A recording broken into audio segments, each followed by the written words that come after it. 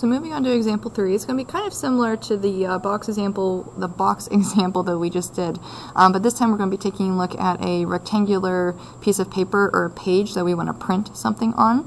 So they're telling us that a rectangular page is to contain 24 square inches of print.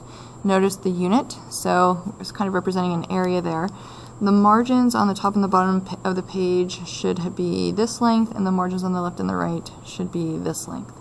What should the dimensions of the page be so that the least amount of paper is used? So least cluing us into a minimum.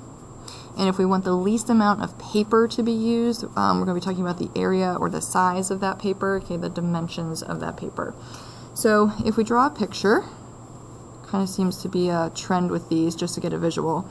So here's our piece of paper, and then we have some type of print on the inside, and then the leftover pieces are the margin. So this is kind of our printed area here.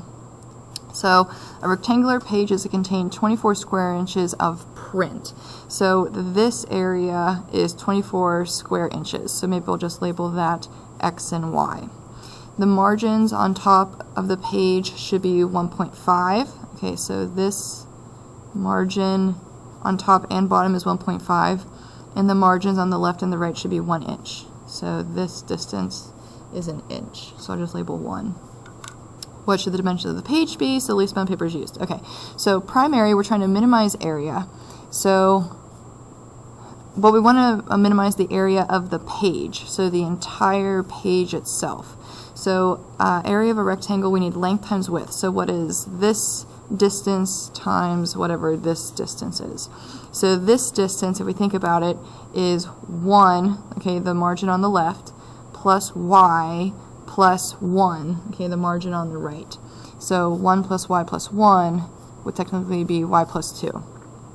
And then for this distance, we have 1.5 plus x plus another 1.5. So that would be 3 plus x. Now before we take the derivative, notice how we have two variables within this equation. So we're going to have to use a secondary equation, some other piece of information that would be useful to help us either replace the x or the y variable. So for our secondary, maybe we can use this printed area to our advantage.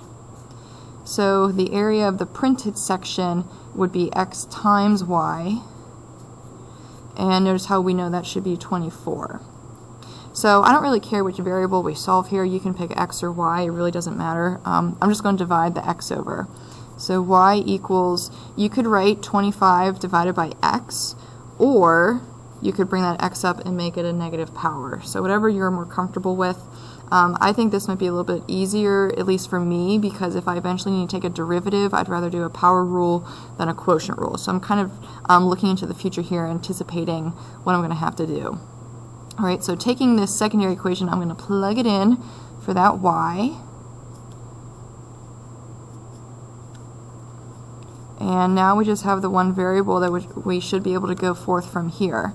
So I'm going to, you could do product rule if you want to, keeping the terms the way they are, or you can go through a FOIL process to combine everything. I think that's what I'm going to do. So this first term times this first term would be 75 x to the negative first.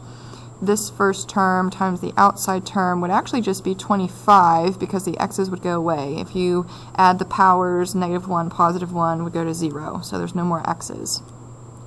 Insides would be 6, and then last terms would be 2x. So area equals 75 x to the negative first plus 31 plus 2x. So if I take the derivative with respect to x, because that's my variable left over here, we'll have negative 75 x to the negative second plus 2. Okay, the 31 will go away because it's a derivative of 0. So let's see, if I set it equal to 0, maybe I'll move this x to the negative second to the bottom to help me solve. And I can subtract the 2, multiply over the x squared. So negative 2x squared equals negative 75. Divide negative 2. Let's see, 75 divided by 2. 37.5. And then If I square root that,